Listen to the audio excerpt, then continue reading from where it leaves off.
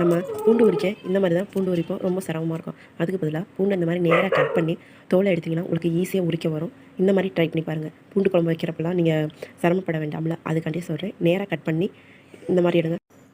நடுவில் கட் பண்ணிங்கன்னா எப்போதும் உரிக்கிற மாட்டோமே கொஞ்சம் சிரமமாக போயிடும். அதுக்காண்டி பாருங்கள், இந்த மாதிரி கட் பண்ணிடாதீங்க, ரொம்ப சிரமமாக போயிடும். அதனால தான் அதை நறுக்கி நான் உரித்து கூட காட்டுறேன். நேராக கட் பண்ணணும், அப்போ தான் நல்லா உரிக்க முடியும், சீக்கிரமாகவும் நம்மளுக்கு டைம் சேவ் ஆகும்.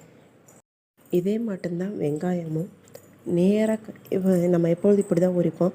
அதுக்கு பதிலாக நேராகவும் கட் பண்ணிக்கலாம், இல்லை தண்ணியில் 2 நிமிஷம் ஊற வச்சுட்டு அப்படியும் உரிக்கலாம். பாருங்கள், நான் ரெண்டுமே செஞ்சு காட்டுறேன். இந்த ட்ரிக்கை எங்கள் அம்மா தான் எனக்கு சொல்லி கொடுத்தாங்க.